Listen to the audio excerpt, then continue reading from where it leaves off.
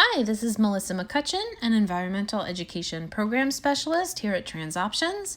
Today I'm going to show you how to check your air quality forecast, tell you why that's important, and share with you some of my favorite apps for your mobile device so you can make sure the air is healthy enough for your favorite outdoor activities wherever you go. So I have an Apple phone. It comes with a pretty standard weather app. None of the apps I'll show you today require any sort of account, and you can choose not to allow notifications or location services if that's not your thing. So here is the weather forecast from Apple. You get the current conditions and daily and weekly forecast, and if you scroll down to the bottom of the page, the last piece of info they give you is the air quality index in a number and a word.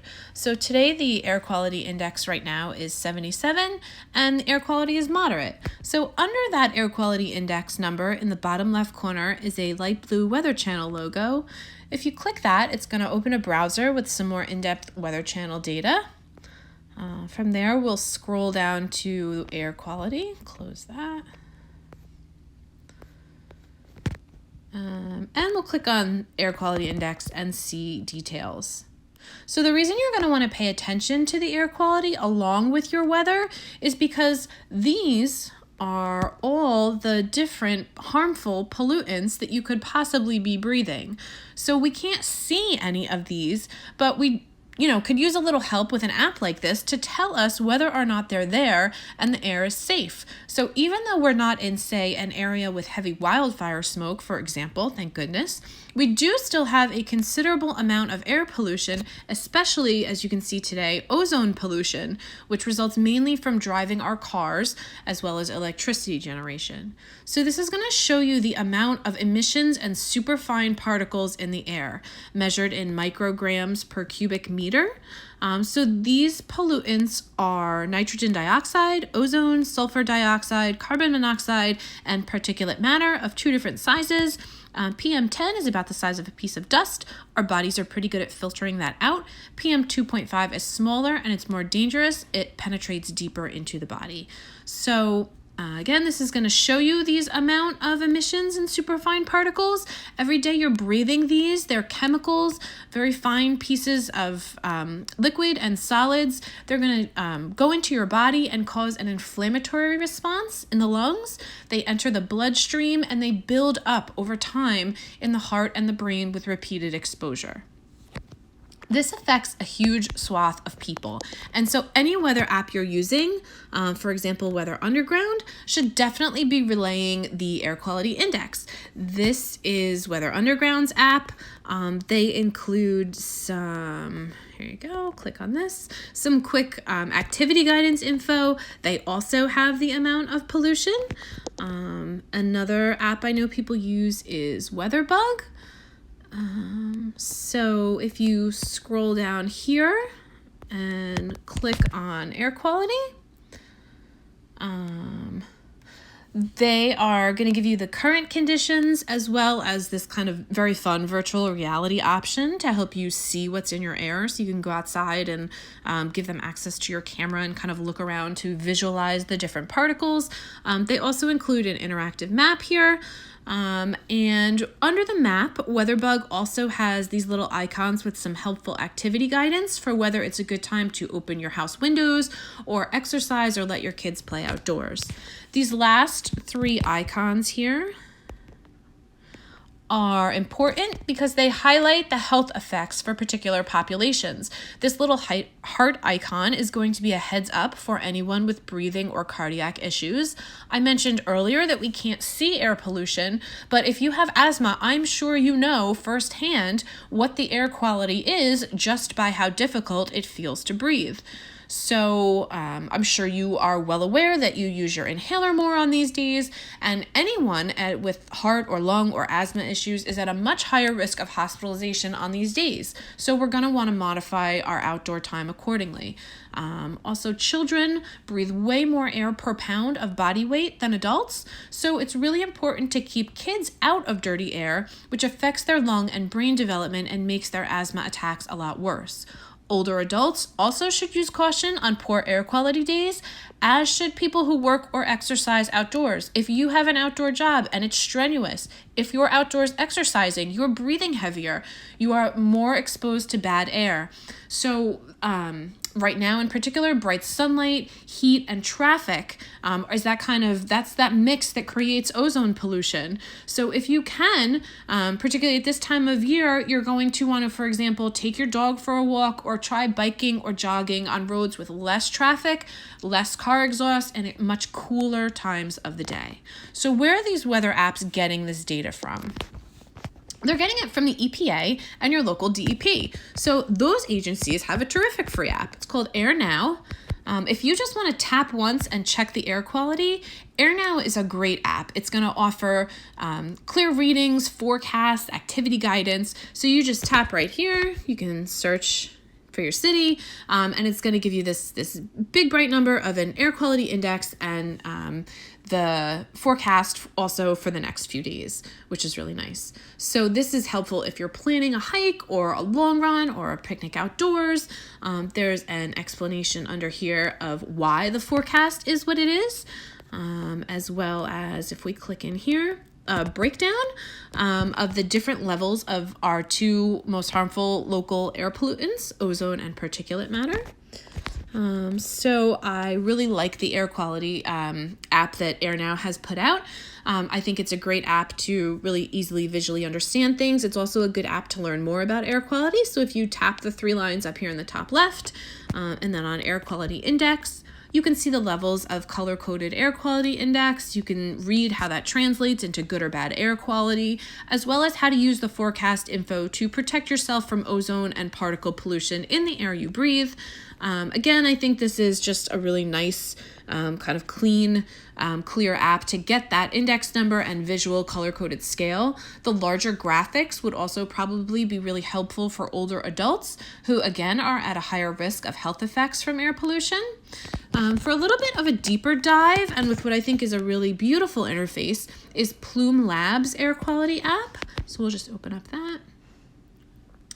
Since air pollution can vary significantly even from street to street, Plume is going to try to give you really local real-time air quality info. I really like this app, even though, again, if it can't find your zip code, you may have to poke around a little bit to find the location data nearest you.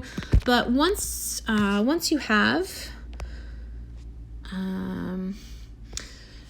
it's really nice. They have the date here up top. So that's going to include historical data. You can click to go back. It's also going to have the forecast.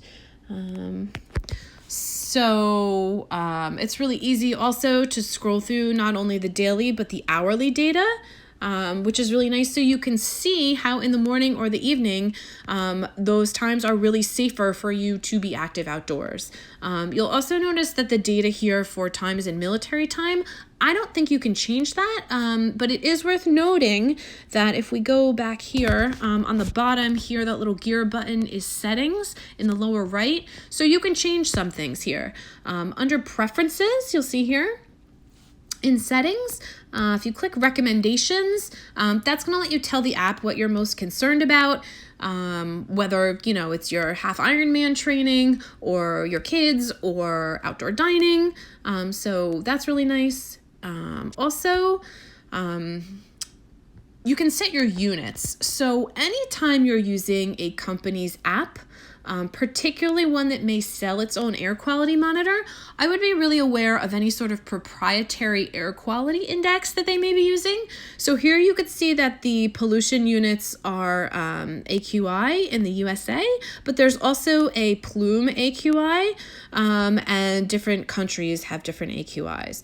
I do believe when you download this app that it defaults to the Plume AQI, which is fine. The activity guidance will be the same, but if you want to be consistent with the EPA, you'll want to go ahead and change that. So this app too, if we go back out to the home screen and click in here, is also going to have activity guidance, which is really nice, and for vulnerable populations. So it's going to let you know whether it's safe for certain people and activities by clicking on any of those. It's also going to let you look at individual pollutant levels by clicking on any of those, which can be helpful if you know, for example, like here, if you know, for example, that you are particularly sensitive to ozone, which many people do know they are, this app would be great for that. This app would also be great for any sort of classroom use if you're looking for some really nicely visualized data. And overall, I would definitely recommend this app. Again, that is by Plume Labs. So last up is AirVisual right here. So again, like all these apps, you have the option of letting the app locate you. But again, you can just type in your city or zip. Sometimes that does require a little finagling. So by now, I'm sure you recognize a lot of this interface and these numbers. The AirVisual app is going to give you that air quality index information and color, as well as some weather info and a forecast every few hours.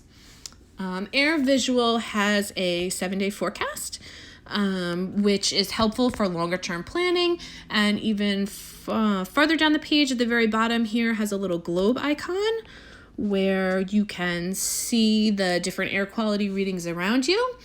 Again, this app has a corresponding air quality monitor for purchase. You do not need to buy that to use the app, but it is really kind of cool, like the Plume app, that this kind of shared citizen and community-driven science is really, I think, super exciting, and is really great to see the direction of air quality science and research really incorporating hyper-local citizen data. So you can also click on this real-world map. So that will show you different air currents and different hotspots, which is really neat. Or you can click on the list here to see different cities around the world. This app also has the option for enabling different notifications for different groups or sensitivity levels. And I think that this app could be really fun and easily used in the classroom for any kind of student education or really anyone interested in breathing clean air. So as an alternative to downloading and checking an app is letting us here at TransOptions do that work for you. So we can let you know when to be more cautious about the air by signing up for our email air quality alerts through our website, and that is at transoptions.org. So we can let you know to be more cautious when the air isn't great. So if you go to transoptions.org, if you click on that menu up at the top right, if you go into news and TransOptions newsletter, if you just click right here, click here to subscribe to our monthly newsletter, we can send you a heads up about air quality. And when the air quality isn't great, we'll let you know. Those again are hyperlocal. You can also sign up for our very popular traffic alert incidents, and any sort of articles for local content on walking or biking or driving safely. So I did want to show you as well my favorite app, which is of course TransOptions Go for Good Activity Tracker. It is free, like all of TransOptions programs, and you can use it to log all your outdoor activities like running, walking your dog, hiking, riding your bike, and even logging just one trip puts you in the running to win our weekly contest. So you just log a trip to enter. It's really that simple, but do make sure you check that air quality forecast first before you head outside. Thanks for watching. Make sure you like and subscribe our YouTube channel for the latest videos and information on healthy transportation tips in Northern New Jersey.